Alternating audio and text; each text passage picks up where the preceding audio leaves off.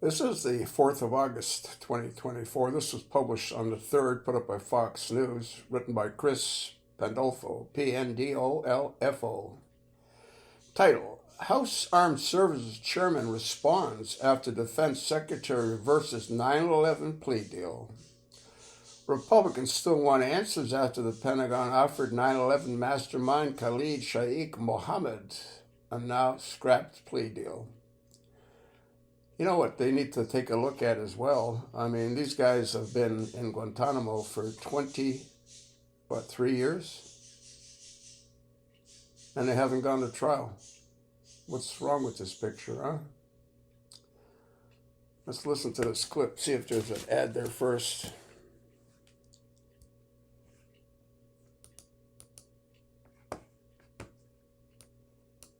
My 100th. Yeah, there is an ad. It'll be gone in, well, but 20 seconds. I hate when they don't allow us to delete them. Sometimes they do, and often they don't, though. They inundate us with ads. It should be against the law, but I guess it's not. A couple more seconds. We're back with a Fox News alert. A stunning reversal. Defense Secretary Lloyd Austin revokes a plea deal reached earlier this week for 3 people accused of plotting the September 11th attacks. The widely criticized deal would have given mastermind of 9/11 Khalid Sheikh Mohammed a chance to avoid the death penalty. Our next guest lost his brother Daniel in the World Trade Center that day. Dennis McGinley is a member of the group 9/11 Justice, and he joins us now. Dennis, great to have you with us this morning. Let's start with your reaction, first of all, when you heard about the plea deal that would have taken the death penalty off the table. Let me just start, Will, with saying this very show, Fox and Friends, in 2016, when Donald Trump was running for president, he actually called into this show and he said, if you want to know who knocked down the towers, it wasn't the Saudis, it was the Iraqis. Open the books, right? You can go to YouTube and watch that video. And you know what? He was 100% correct, because my family and I sat for 8 hours in Lower Manhattan on Wednesday in the federal courthouse with thousands of other 9/11 family members. And we finally, after decades, were able to hear and see this devastating evidence against the Saudi government that we have not been able to see. And that same day, after all these years, when we were finally able to see that and hear that devastating evidence, within an hour after that hearing, thousands of 9/11 family members' cell phones are blowing up, getting email alerts from the military tribunal down in Guantanamo Bay saying the terrorists, Khalid Sheikh Mohammed, they accepted a plea deal. There's going to be no trial, which means no discovery, no evidence to ever see the light of day. I got to be honest with you. Personal story. Yesterday morning, I was cutting my lawn, and I had to stop. I felt like I was having a nervous breakdown. I broke down crying because it's like our Department of Defense, our government, is literally allowing these 9/11 terrorists to inflict further trauma, further pain, further agonizing grief on the 9/11 families and the families of the first responders, who, by the way, 3 will pass away this month. They're averaging 3 first 9/11 responders dying each month due to 9/11 related illnesses. So we are relieved that Secretary Austin has revoked this, thank God, right? But that's not enough, right? We still want a trial, and we want to see their evidence. So when I hear you giving me this very impassioned answer this morning, yes, in part, your outrage was over the fact that they had taken the death penalty off the table, but also that you wouldn't get the light of day when it comes to the case, the evidence made public for the public to see what happened on 9/11. Well, we have been kicked in the gut year after year after year, the 9/11 families. Just a few weeks ago, President Biden gave a speech, and he said, "We are the United States of America. We bow to no one." We've been bowing to the government of Saudi Arabia for the last 23 years. We've let them get away with murdering 3,000 innocent Americans, murdering our Navy servicemen in Pensacola, Florida, murdering and dismembering a Washington Post reporter And I don't know if you remember what President Trump said after that about Mohammed bin Salman, MBS. He said, I saved his ass, right?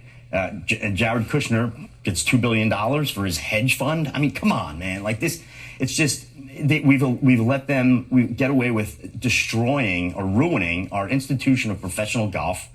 Former President Trump is helping them sports wash by having tournaments at his courses. We've let them manipulate our economy, manipulate our elections. I mean, what is with the United States of America? What is going on around here? It's just, I'm sorry. It's been a very emotional 48 hours. But like, I mean, this is low hanging fruit.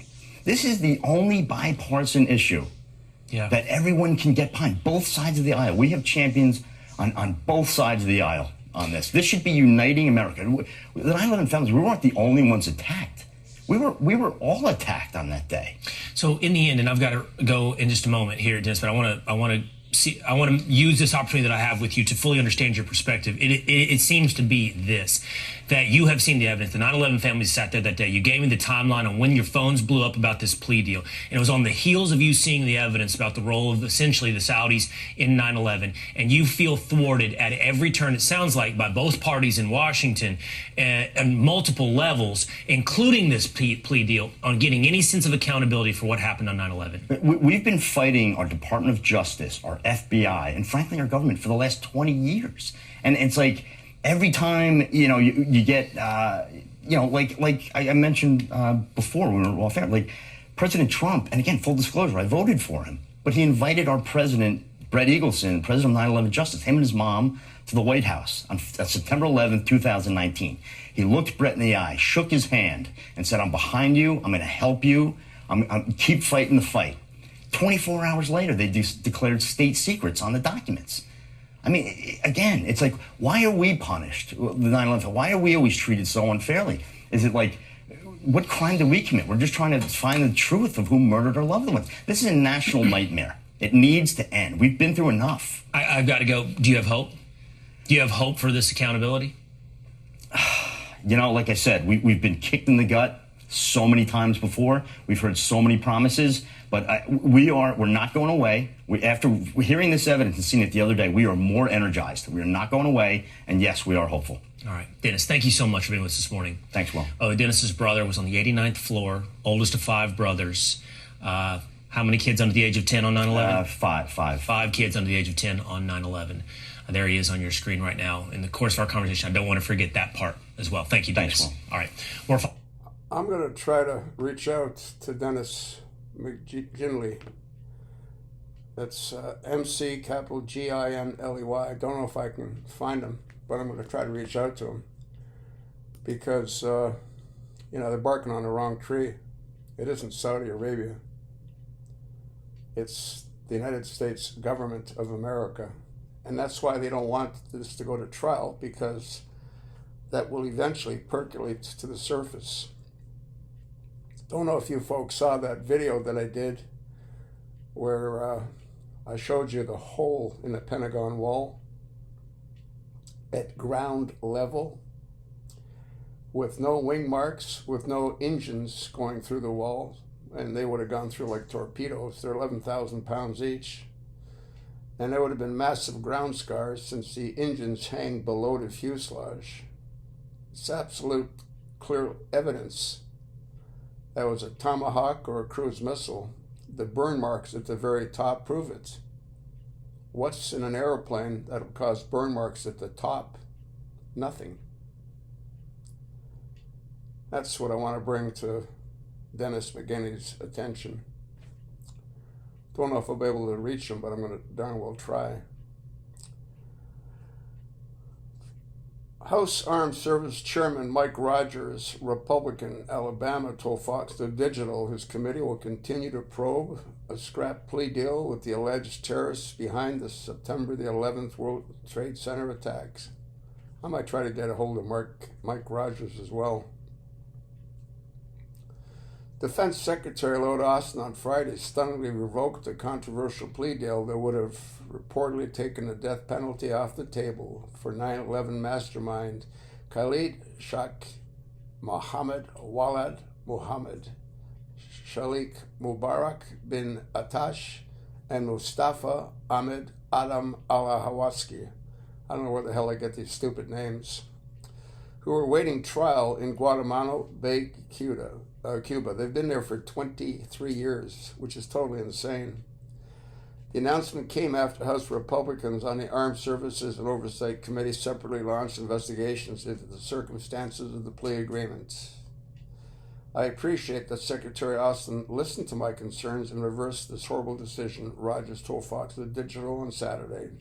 However, this plea deal should never have occurred. I still expect the Secretary to provide HASC with answers on how this happened.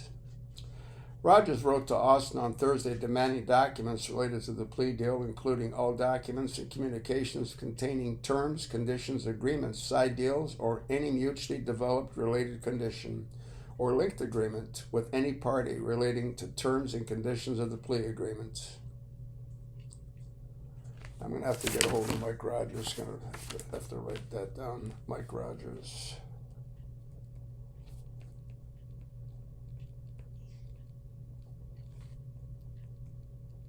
Okay, I got it written down. The top committee chairman also asked for records of communications spanning the Biden administration regarding the plea deal, which he called unconscionable. I, along with much of our nation and Congress, are deeply shocked and angered by news that the terrorist mastermind and his associates who planned September 11, 2001 terrorist attack, which killed nearly 3,000 innocent people, were offered a plea deal, Rogers wrote in a letter first obtained by Fox Digital. Well, Mike, you're going to learn the truth if I get a hold of you. Had nothing to do. Now, those guys were patsies. No doubt about it. They always have patsies. No different than the takedown of the Murrah building. They always have patsies. Typically, the news is a gut punch for many of the family victims. Rogers gave the Defense Department on August 23rd deadline to comply with their requests. You can read the rest of the article, but you sort of get the picture. Absolute bullshit. Might want to get a hold of James Comer as well. House Oversight Committee Chairman James Comer, Republican Kentucky, announced a parallel investigation into the plea deal in a letter to President Biden on Friday. Why would they waste their time writing to Biden? He doesn't even know what day it is. Didn't you see him get on the wrong plane? I mean, he thought he was getting on Air Force One when he boarded the airplane that the hostages that were released from Russia departed from. I mean, the guy's lost his mind completely. I'll attach the link. Look at it. Let me know what you think. Pass it along. And thanks for listening.